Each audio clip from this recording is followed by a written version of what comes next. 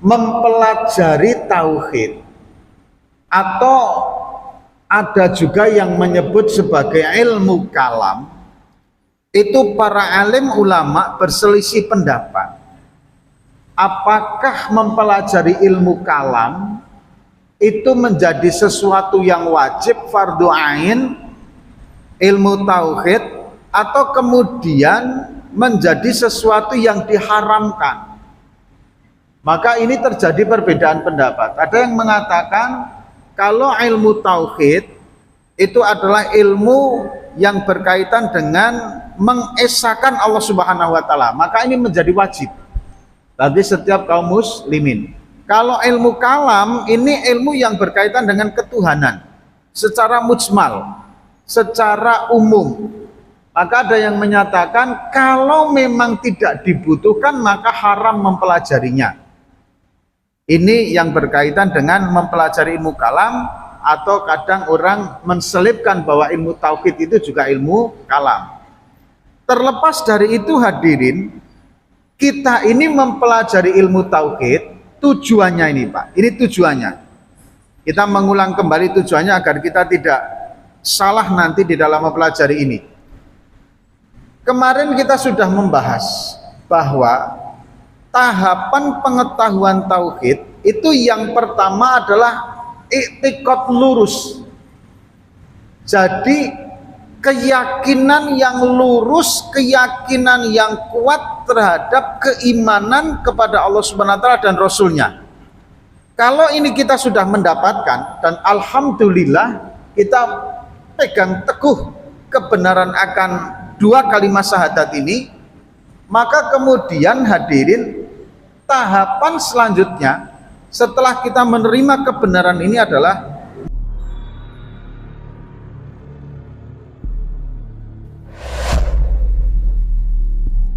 Assalamualaikum warahmatullahi wabarakatuh. A'udzu billahi minasyaitonir rajim. Bismillahirrahmanirrahim. Alhamdulillahi rabbil alamin. Nahmaduhu wa nasta'inuhu wa nastaghfiruh wa na'udzu billahi min syururi anfusina wa min sayyiati a'malina. May yahdihillahu fala mudhillalah wa may yudlil fala hadiyalah. Allahumma shalli wa sallim ala sayyidina Muhammad wa ala alihi wa ashabihi wa man tabi'ahu bi ihsanin ila yaumiddin, amma ba'd. Yang kami muliakan para alim, para ulama, para kiai, para ustadz, para imam. Yang kami hormati ketua pengurus Masjid Al-Uswah beserta kepengurusannya. Dan yang kami banggakan Bapak Ibu semua yang alhamdulillah istiqomah hadir dalam pengajian kita. Dan tentunya adalah para pemirsa yang mengikuti live kita. Semoga kita semua hadirin yang dirahmati oleh Allah Subhanahu wa taala selalu mendapat rahmat hidayah dari Allah Subhanahu wa taala, ma'unah, sehingga hadirin kita selalu dimudahkan dalam taat kepada Allah Subhanahu wa taala. Amin. Hadirin yang dirahmati oleh Allah, marilah kita bersyukur kepada Allah Subhanahu wa taala atas segala nikmat rahmat hidayahnya. Maka untuk itu mari kita memuji kepadanya dengan mengucapkan Alhamdulillahirabbil alamin. Salam dan sholawat mari kita haturkan kepada junjungan kita Nabi Agung Muhammad sallallahu alaihi wasallam. Allahumma sholli ala sayyidina Muhammad wa ala ali sayyidina Muhammad. Bapak Ibu yang dirahmati oleh Allah, sebelum kita lanjutkan, yang pertama kami ucapkan ribuan terima kasih kepada para dermawan yang telah ikut ambil bagian di dalam pembangunan sumur di Kampung Pulau Pucung. Dan alhamdulillah Bapak Ibu, ketika kita buka di malam Senin yang lalu, tidak berapa lama, 1-2 hari, alhamdulillah Allah Subhanahu wa taala gerakkan sehingga donasi itu sudah mencukupi untuk dibuat sumur. Total itu hampir mendekati, bahkan mungkin sekitar, angkanya kurang pasti saya Pak ada dalam catatan itu, sekitar 15 jutaan lah. Dan itu insya Allah sudah cukup untuk dibuat sumur beserta seluruhnya. Semoga nanti bisa juga terbeli mesin pompa airnya, sehingga nanti bisa langsung tersambung dan bisa langsung hidup, airnya bisa langsung digunakan. Dan mohon maaf, mengingat karena musim hujan, kami sudah menghubungi pihak pengurus sana untuk penggaliannya tidak bisa dilakukan di bulan ini, kemungkinan di awal bulan depan. Jadi insya Allah kita mohon doanya, nanti di awal bulan depan kita baru akan menggali sumurnya, karena kemungkinan curah hujan sudah mulai reda. Nah hadirin yang dirahmati oleh Allah Subhanahu wa taala, kami doakan semoga yang sudah ikut donasi Allah ganti dengan yang lebih baik, menjadi amal jariah yang tidak putus sampai yaumul qiyamah. Dan semoga hadirin yang sudah berniat tapi ternyata sudah ditutup pembangunan ini, niatnya saja saya doakan semoga diterima oleh Allah Subhanahu wa taala dan dijadikan sebagai amal jariah Bapak Ibu semua, amin. Seperti halnya beberapa peristiwa Bapak Ibu di zaman Rasulullah SAW, ada perang yang di situ sepertinya percuma membuat strategi yang muluk-muluk, karena perangnya nggak terjadi akhirnya Pak. Tapi itu sudah merupakan jihad di jalan Allah. Contoh salah satunya adalah perang Khandaq, perang Parit. Atas usul daripada Salman Al-Farisi dibuatlah parit-parit, maka kemudian terjadilah peperangan yang disebut dengan perang Khandaq. Tapi nyatanya hadirin, perang ini nggak terjadi, karena sebelum peperangan hadirin, kaum kafir Quraisy itu terkena badai dan kemudian mereka sudah tunggang langgang pulang, padahal paritnya sudah terjadi. Jadi sebelum penyerangan, sebelum terjadi, sudah tidak mampu untuk melawan kaum muslimin.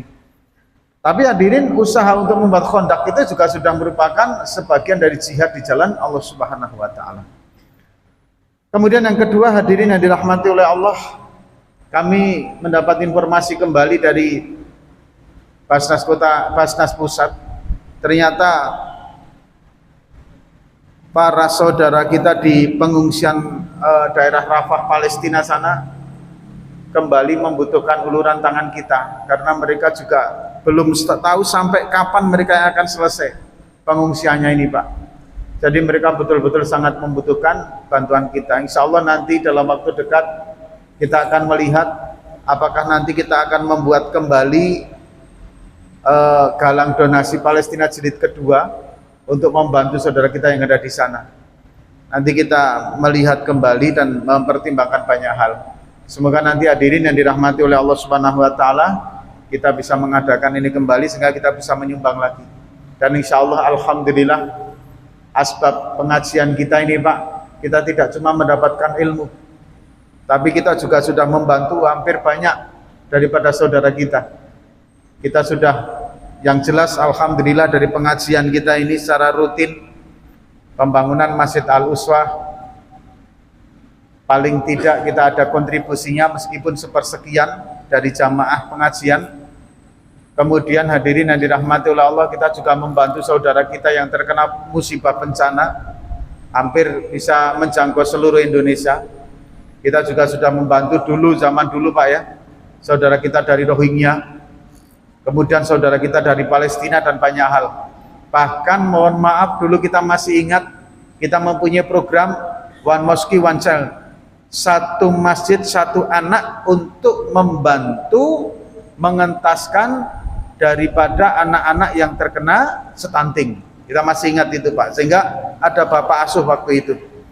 Nah alhamdulillah hadirin, semoga majelis kita ini menjadi majelis yang jauh lebih berkah dunia akhirat, amin. Dan semoga menjadi tabungan amal kita dunia akhirat, dan menjadi sesuatu yang lebih barokah bagi kehidupan kita dan keluarga kita dan anak keturunan kita, amin amin ya robbal alamin. Baik hadirin yang dirahmati oleh Allah, kita lanjutkan pembahasan hal yang berkaitan dengan ilmu tauhid. Hadirin, jadi begini Pak, mempelajari tauhid atau ada juga yang menyebut sebagai ilmu kalam. Itu para alim ulama berselisih pendapat.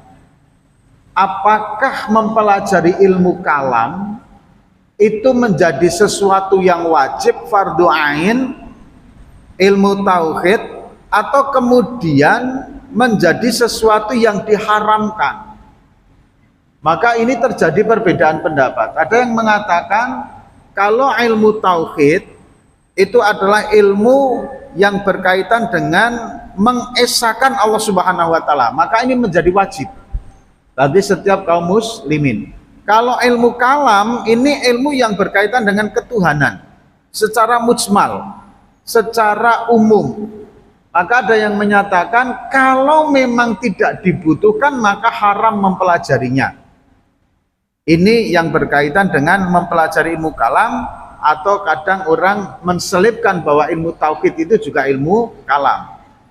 Terlepas dari itu hadirin, kita ini mempelajari ilmu tauhid, tujuannya ini Pak, ini tujuannya.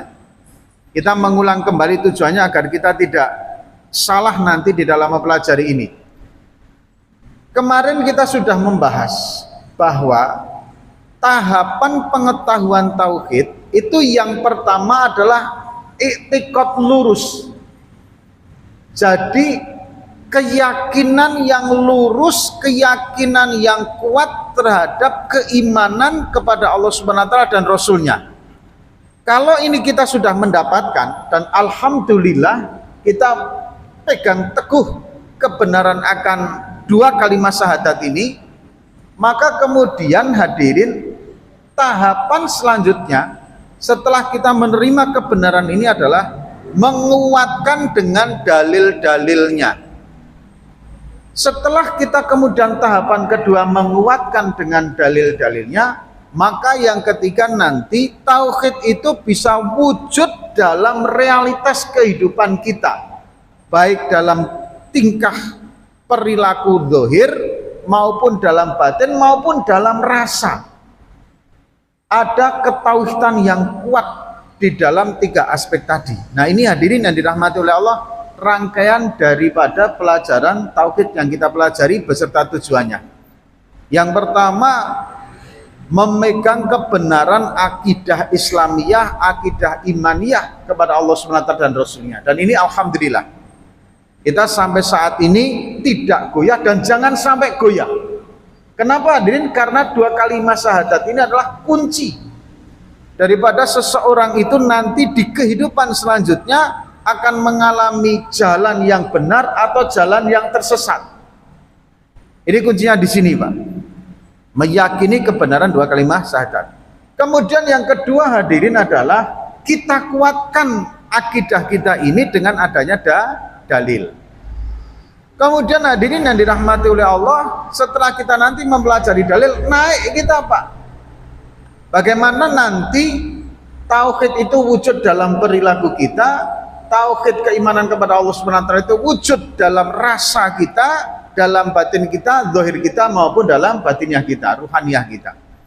Nah sampai di situ kita cukupkan dulu. Kenapa hadirin? Karena nanti ke atasnya lagi hadirin, wa alam bisawab. Yang membimbing adalah sir. Allah Subhanahu wa taala langsung membimbing kepada Bapak Ibu semua apabila sudah sampai derajat di atas daripada tahap yang ketiga tadi, Pak. Nah, hadirin yang dirahmati oleh Allah Subhanahu wa taala, ini konsepnya.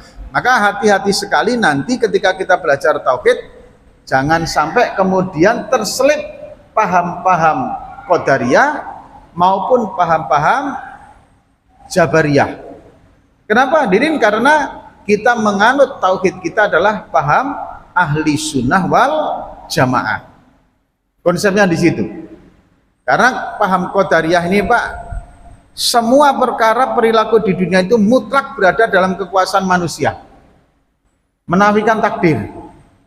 Apapun yang kita kerjakan, Bapak bisa duduk di sini ini karena Bapak berjalan dari rumah sampai ke sini, Pak. Konsepnya seperti itu. Saya bisa duduk di sini itu karena hadirin saya berjalan naik motor kemudian sampai ke sini jumpa dengan Bapak Ibu semua. Maka kalau menurut paham Qadariyah ini mutlak karena usaha seorang manusia. Tapi kalau paham Jabariyah tidak, semua mutlak takdir. Anda di sini ya karena memang ditakdirkan Allah Subhanahu wa taala di sini. Saya duduk di sini ketemu dengan Bapak ya memang kita ditakdirkan duduk di sini. Kalau nggak ditakdirkan nggak bisa. Jadi manusia ikhtiarnya pun itu termasuk dari bagian takdir. Tapi kalau ahli sunnah wal jamaah tidak. Meskipun kita duduk di sini takdir Allah Subhanahu wa taala, jenengan di situ juga takdir Allah Subhanahu wa taala sehingga kita bertemu dalam satu majelis, tapi hadirin manusia diberi sesuatu perkara yang disebut dengan ikhtiar atau kuwatul far'iyah. Ini yang dulu pernah saya sampaikan, kekuatan untuk memilih apakah saya mau memilih kepada jalan menuju masjid pada saat di rumah, ataukah saya memilih mau tidak ke masjid. Itulah disebut dengan kuwatul far'iyah, sehingga ada ikhtiar dari kita untuk sampai ke tempat ini. Begitu juga dengan masalah rezeki. Rezeki itu sudah ditakdirkan oleh Allah Subhanahu wa taala, dan rezeki tidak ada yang tertukar, rezeki tidak akan pernah meleset, rezeki tidak akan pernah salah di dalam mencapai siapa yang diberikan rezeki oleh Allah Subhanahu wa taala terhadap hambanya. Jodoh juga begitu. Tapi hadirin, kalau paham ahli sunnah wal jamaah, kita diwajibkan tetap untuk ikhtiar. Nah, ikhtiar kita ini hadirin untuk menjemput takdir Allah Subhanahu wa taala. Jadi tidak membuang ikhtiarnya, tapi tidak meyakini ikhtiar itulah yang memberikan rezeki. Tidak. Sama dengan ketika kita makan, sama dengan ketika kita minum dan selanjutnya. Lapar kita makan, meskipun kita yakin bahwa yang memberikan kenyang adalah Allah Subhanahu wa taala. Tapi asbabnya makan. Maka kita menjalankan asbab yaitu makan tanpa harus kemudian menafikan takdir Allah Subhanahu wa taala yang memberikan kenyang. Karena boleh jadi hadirin akan ada satu saat kita bisa kenyang tanpa makanan dan bisa kenyang juga melalui makanan, dan ada kalanya kita tidak kenyang dengan makan. Nah, ini hadirin adalah keyakinan ahli sunnah wal jamaah. Nah hadirin, kemudian kita lanjutkan. Pokok asal dari tauhid yang benar itu adalah keimanan terhadap dua kalimat syahadat.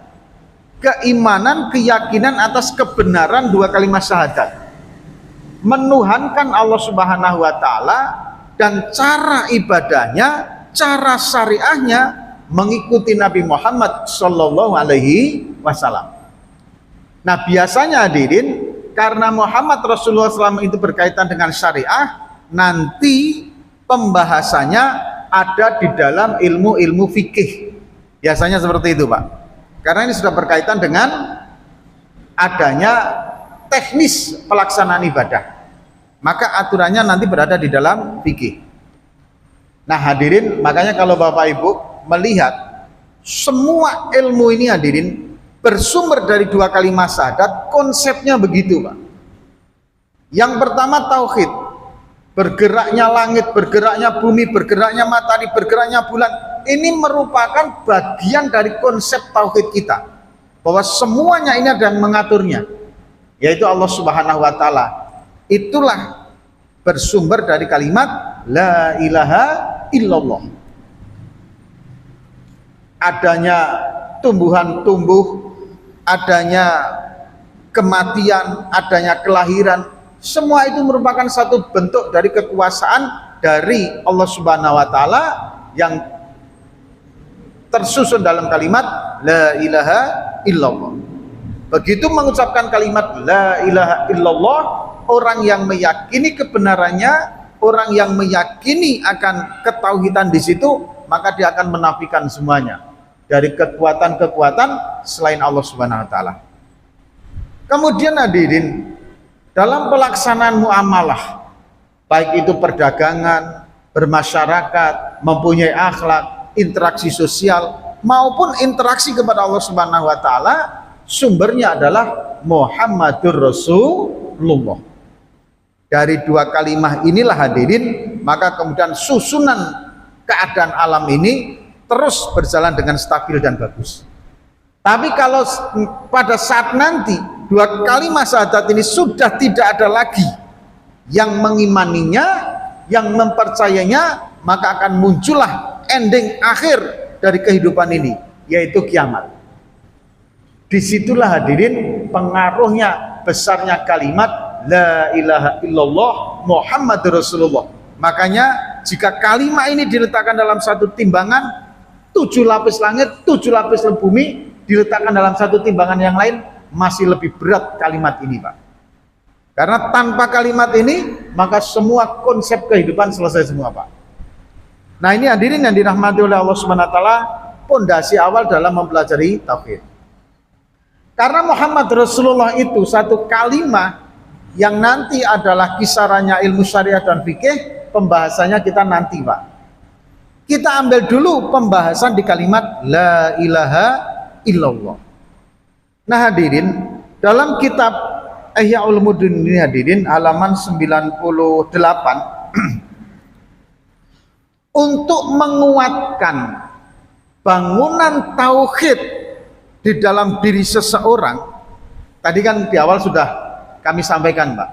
Yang pertama kita menerima dulu kebenaran ini, dan alhamdulillah kita menerima dengan keyakinan yang kuat. Kita gigit dengan gigi geraham, istilahnya kan begitu. Sampai nanti kita menghadap Allah Subhanahu wa taala. Dan hadirin, tidak ada jaminan siapapun juga hadirin yang akan tetap bisa mempertahankan ini, kedua kalimat ini, keyakinan kedua kalimat ini pada saat nanti ketika Allah Subhanahu wa taala mengutus Israel menjumpai kita. Maka karena kita tidak ada jaminan terhadap itu, kita terus ikhtiarkan agar semakin kuat menancap keyakinan itu. Nah, hadirin, dalam kitab Ihya Ulumuddin hadirin yang dirahmati oleh Allah Subhanahu wa taala, Imam Ghazali rahimahullahu taala menuliskan bahwa hadirin yang dirahmati oleh Allah, untuk menguatkan binaul iman, bangunan iman, alaman atas diri seseorang, maka bangunan itu didirikan ala hadhil arkan wahya arbaatun wa yadru kulli ruknin minha ala asyrati uslin.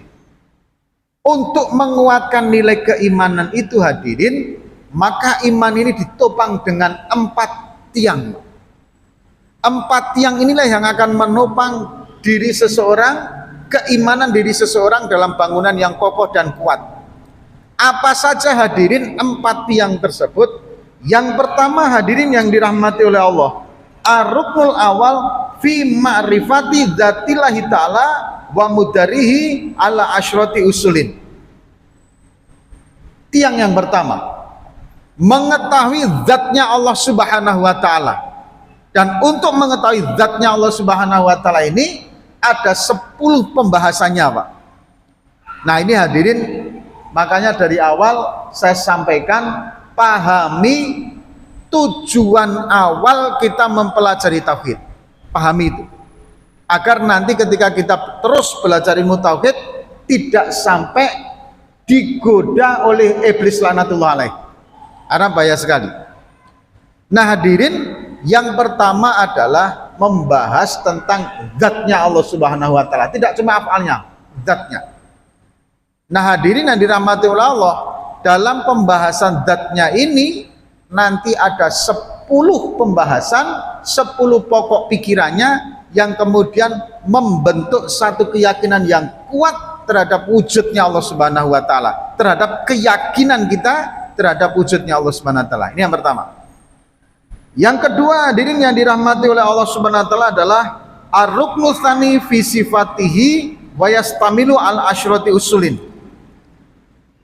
Yang kedua, tiang kedua dari bangunan tauhid dalam diri seseorang itu adalah membahas sifat-sifatnya Allah Subhanahu wa taala. Ini pun nanti pembahasannya ada 10 perkara. Termasuk nanti hadirin yang dirahmati oleh Allah adalah kalam, sami'an. Ini kan sifat-sifatnya semua, Pak. Nah, sumbernya tetap mengacu kepada sifat wajib 20. Pembahasan nanti ini hadirin tetap acuannya kepada sifat 20. Karena dari awal sudah saya sampaikan bahwa Imam Ghazali rahmatullah alaih itu dalam tauhidnya menganut madhab Asy'ariyah al-Maturidiyah. Lanjut, Pak. Kemudian ar-ruknul tsalits fi af'alihi ta'ala wa mudarihi ala asyrati usulin. Yang ketiga hadirin yang dirahmati oleh Allah adalah berkaitan dengan af'alnya Allah Subhanahu wa taala. Perbuatan-perbuatan, pekerjaan-pekerjaan Allah Subhanahu wa taala. Termasuk hadirin, salah satu af'alnya Allah itu adalah memberikan ujian hidup kepada kita saat kita berada dalam kehidupan dunia ini, Pak. Itu termasuk bagian dari af'alnya Allah Subhanahu wa taala. Hari ini misalkan Bapak ada ujian kehidupannya, apakah sakit, apakah kemudian sukses, apakah penderitaan, apakah kebahagiaan, itu hadirin merupakan bagian dari af'alnya Allah Subhanahu wa taala.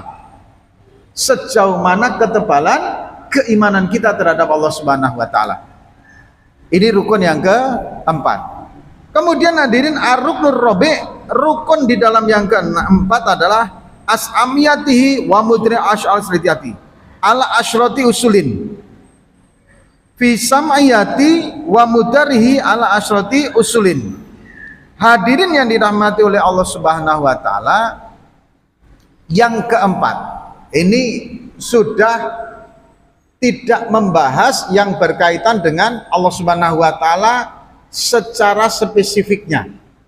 Kalau tadi yang pertama kan membahas zatnya, yang kedua membahas sifatnya, yang ketiga membahas af'alnya.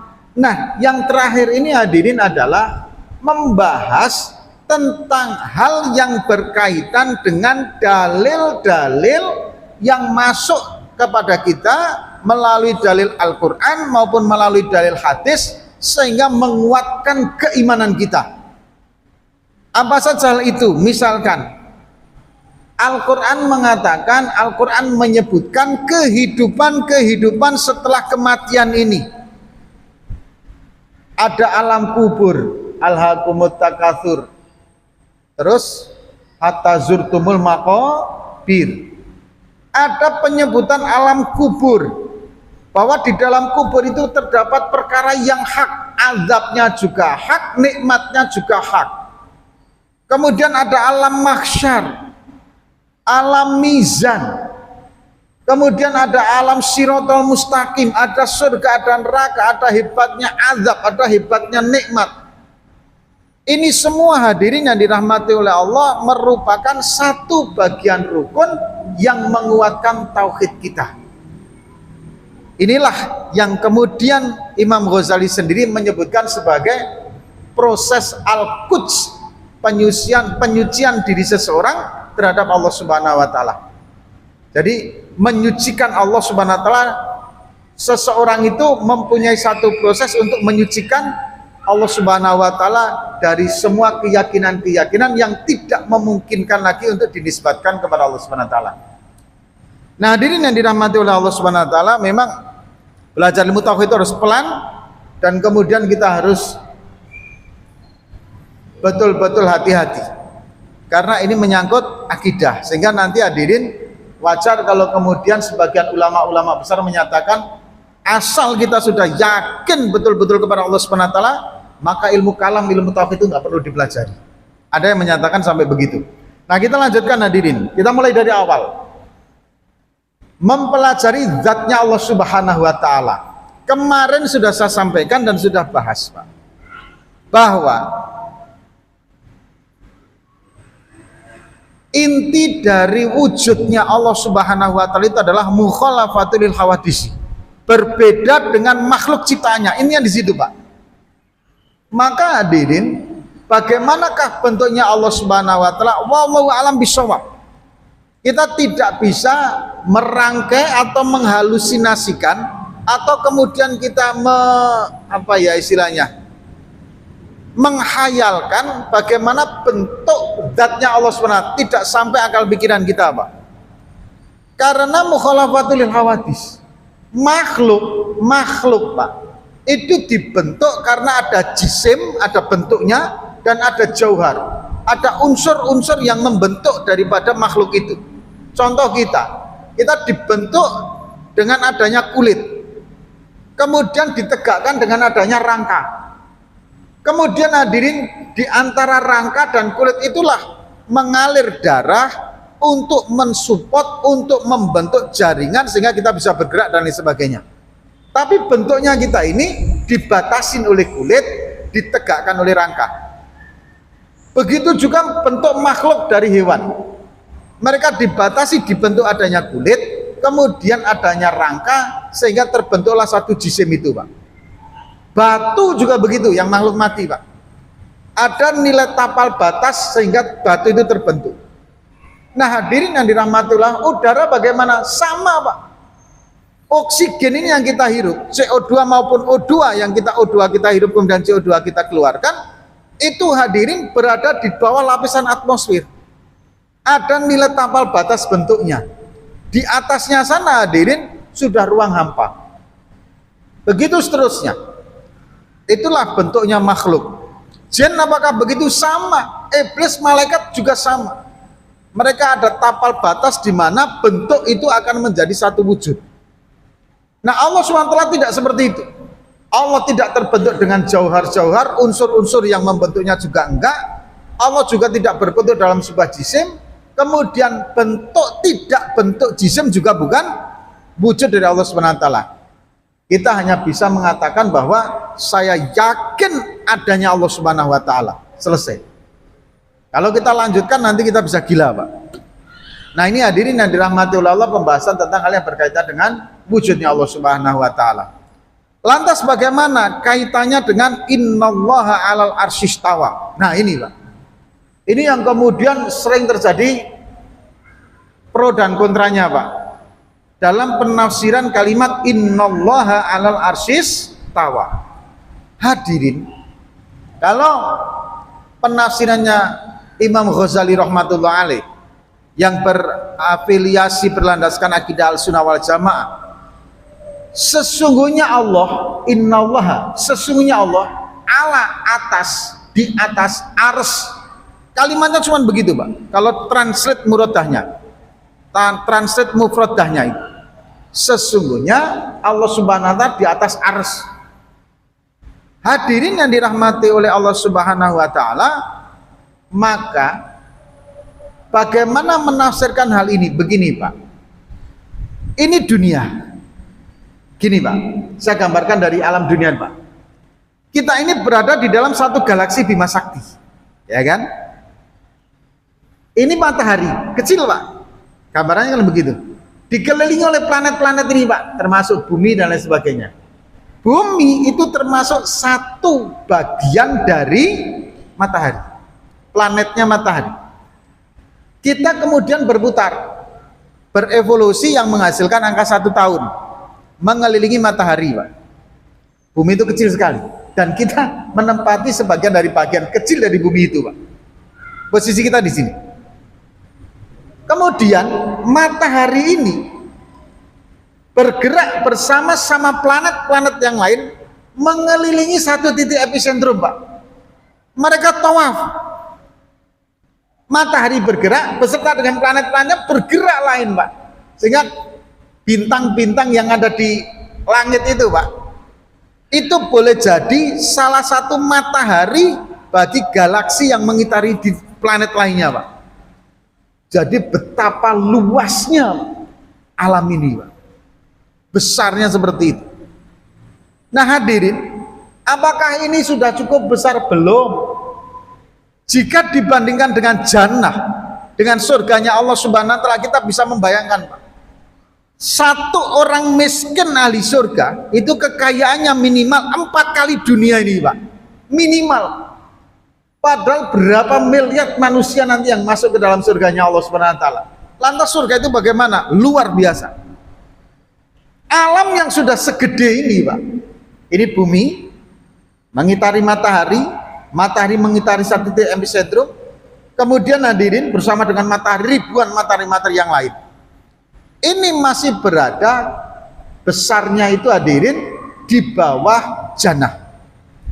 Nah, jannah belum apa-apa dibandingkan dengan nerakanya Allah Subhanahu wa taala. Ini semua hadirin dibandingkan dengan malaikatnya Allah Subhanahu wa taala sampai kemudian surga itu, Pak. Sebesarnya surga itu. Surga, neraka, mizan, semuanya malaikatnya Allah Subhanahu wa taala, mohon maaf, dibandingkan dengan arisnya Allah Subhanahu wa taala belum apa-apanya, Pak. Berarti ars itu bagaimana besarnya, luar biasa. Nah, sesungguhnya Allah di atas besarnya ars itu, Pak. Mahanya itu semuanya, ars yang luar biasa, gedenya masih jauh lebih besar Allah Subhanahu wa taala. Konsepnya seperti itu. Jadi itu bukan bersemayamnya, tapi kebesaran Allah Subhanahu wa taala. Inilah yang berkaitan dengan wujudnya Allah Subhanahu wa taala. Nah, hadirin yang dirahmati Allah, maka kalau kita sudah meyakini seperti itu, tidak akan mungkin terlintas dalam benak kita akan membandingkan wujudnya Allah dengan manusia. Tidak akan mungkin lagi jenengan akan bertanya begini, Allah itu laki-laki atau perempuannya. Pertanyaan itu nggak akan muncul. Kenapa? Karena wujudnya Allah Subhanahu wa taala itu tidak bisa digambarkan, dihalusinasikan, atau dianalogikan, dilogikakan dengan pikiran kita. Enggak seperti itu. Tidak lagi kita akan mengatakan Allah Subhanahu, pertanyaan dalam diri kita, kira-kira Allah Subhanahu wa taala itu berdiri di mana ya? Enggak akan begitu. Karena kita sudah memahami bahwa yang mempunyai dimensi ruang itu adalah makhluk. Bahkan yang mempunyai dimensi waktu itu juga makhluk. Yang mempunyai dimensi bentuk itu juga makhluk, Pak. Allah Subhanahu wa taala tidak mempunyai itu. Maka ketika kita pahami betul wujudnya Allah, pertanyaan-pertanyaan itu akan hilang dalam diri kita. Gak mungkin lagi. Karena kebesaran Allah Subhanahu wa taala aja, yang semua alam ini dibandingkan dengan arsy-Nya Allah belum apa-apa, Allah Subhanahu wa taala berada lagi di atasnya arsy-Nya Allah Subhanahu wa taala. Inilah kebesaran Allah. Makanya kalau kita ini mohon maaf, Pak, baru setakat kita ini pinter seberapa jengkal, kita punya kekayaan seberapa banyak, mungkin baru 1-2 digit yang kita punyai, atau kita mungkin punya kekuasaan yang baru mempunyai kekuasaan 1 wilayah 2 wilayah. Sangat naif kalau kemudian kita sombong, Pak. Kenapa?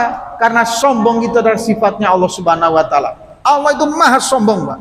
Kenapa hadirin? Karena memang pakaian Allah Subhanahu wa taala itu ya kesombongan itu. Kenapa? Karena Allah berkuasa atas semuanya. Dan wujudnya Allah Subhanahu wa taala juga atas semuanya itu jauh. Di bawah dari sesuatu yang tidak bisa disamakan dengan Allah Subhanahu wa taala. Maka kalau ada manusia kok sombong, hadirin, apa yang mau disombongkan? Tidak ada yang perlu disombongkan, apalagi di hadapan makhluknya Allah, lebih-lebih di hadapan Allah Subhanahu wa taala. Salah satu bentuk kesombongan itu, hadirin, tidak mau taat kepada Allah Subhanahu wa taala. Kalau Allah Subhanahu wa taala sudah menghendaki selesai semuanya, Pak. Allah sudah mengambil selesai semuanya. Jangankan kok cuma kekuasaan kita, Pak. Jangankan kok cuma kekayaan kita. Berapa besarnya dikdayanya negara-negara adidaya. Tapi kalau Allah Subhanahu wa taala sudah menghendaki hancur dunia ini, selesai semua. Lari terpungging-pungging mereka semua. Itulah hadirin yang dirahmati oleh Allah, wujudnya Allah. Insyaallah paham, Pak ya? Sampai di sini bagaimana kecilnya kita dibandingkan dengan Allah Subhanahu wa taala. Karena ini menanamkan nilai kebesaran-kebesaran Allah Subhanahu wa taala. Yang pertama, ar-ruknul awal adalah fi dzatillahi ta'ala. Di dalam wujudnya Allah Subhanahu wa taala dibangun di atas 10 pokok pikiran bahasan. Dan 10 itu tadi sudah kami rangkaikan. Masuklah sebuah keyakinan seperti itu. Kemudian yang kedua hadirin adalah ar-ruknul tsani fi sifatihi wa yastamilu ala surati usulih. Hadirin, sifatnya Allah sami'an, aliman. Ini sifat-sifat. Aliman, sami'an, basiron, mutakaliman. Ini semua sifatnya Allah Subhanahu wa taala. Bagaimana maha mengetahuinya Allah Subhanahu wa taala? Jangankan kok cuman kita, jangankan kok cuman problem kita, jangankan kok cuman desahan keinginan hati kita, Pak. Sehingga amuba, Bapak tahu kan amuba itu binatang bersel satu ya kan? Amuba yang bergerak yang bisa dilihat hanya dengan kacamata mikroskop, ketika jumpa dengan temannya amuba, itu Allah mendengar apa yang mereka sampaikan. Dan Allah mengetahui pergerakan mereka. Itu binatang yang paling kecil sekali. Yang lebih mengerikan lagi, Pak, hadirin yang dirahmati Allah. Bapak ambil satu tetes air comberan di bawah mikroskop. Kemudian kita tengok Ternyata di situ hadirin adalah ada ribuan makhluk yang bertempat tinggal di situ, bergerak semua di situ, Pak. Dan itu semua Allah mengetahui pergerakannya, Pak. Dan Allah mendengar apapun yang makhluknya sampaikan, Pak. Makanya hadirin, dengan bahasa mereka masing-masing loh ya, dengan bahasa mereka masing-masing. Makanya hadirin, ketika ada sering kita mendengar bahwa tumbuh-tumbuhan juga bertasbih kepada Allah, hewan juga bertasbih kepada Allah. Lantas kadang timbul pertanyaan dalam diri kita, apa dan bagaimana bahasa mereka bertasbih kok kami nggak mendengar? Begini Pak, begini. Jangankan kok sampai bahasa tumbuhan, jangankan kok sampai bahasa hewan, sesama manusia saja kadang kita nggak paham dengan bahasa orang lain kok, Pak. Bapak lahir di Padang, bahasa Padang paham, bahasa Indonesia paham, tapi Anda belum tentu paham bahasa Sunda. Anda lahir sebagai orang Jawa atau orang Sunda, begitu sebaliknya. Itu baru sesama manusia saja, bahasa daerah kita sudah tidak banyak mengetahuinya, Pak. Apalagi kita bertanya tentang bahasa tumbuhan. Artinya hadirin, semua makhluk hidup ini bertasbih memuji kepada Allah SWT dengan bahasa masing-masing. Termasuk makhluk yang menurut kategori kita makhluk mati. Batu, kemudian apa Pak? Mimbar, kemudian karpet, semua ini bertasbih semua kepada Allah SWT. Bagaimana caranya? Dengan bahasa mereka. Dan Allah SWT sami'an, mendengar tasbih mereka. Nah, kalau bahasa-bahasa saja itu Allah mendengar, apalagi kalau cuma doa kita, Pak. Sangat-sangat mendengar. Apalagi kok cuma bisikan hati kita, sangat mendengar hadir. Apalagi kalau kita cuma mengatakan ya Allah, kita merintih, kemudian kita berdoa memuji, kemudian kita merengek pada Allah, jelas itu semua mendengar. Tapi kok belum dikabulkan hadirin, dulu pernah kita sampaikan. Kita berdoa itu layaknya mengajukan proposal, Pak. Kapan dikabulkannya, dalam bentuk apa pengabulannya, itu tergantung penguasa sendiri yang akan memberikan kebijakan. Boleh jadi sesuai proposal, boleh jadi nggak sesuai proposal. Kapan waktunya, kita tidak pernah tahu. Cuman bedanya, proposal kepada penguasa kadang ditolak. Tapi proposal kepada Allah Subhanahu wa Ta'ala pasti dikabulkan, pasti di-ACC. Hanya saja bentuk dan kapan waktunya itu hak mutlak prerogatif Allah Subhanahu wa Ta'ala. Maka kalau kita sudah beriman kepada Allah dengan sami'annya Allah Subhanahu wa Ta'ala, mendengarnya Allah, kemudian maha mengetahuinya Allah, nggak pernah hadirin orang beriman kepada Allah itu bermuram durja, susah, kemudian apa Pak? Gelisah, enggak Pak. Karena apapun kita sudah diketahui oleh Allah Subhanahu wa Ta'ala. Dan kita tidak mau juga kemudian, mohon maaf, kebaikan, niat busuk kita dibungkus dengan kebaikan, kita juga enggak akan melakukan itu.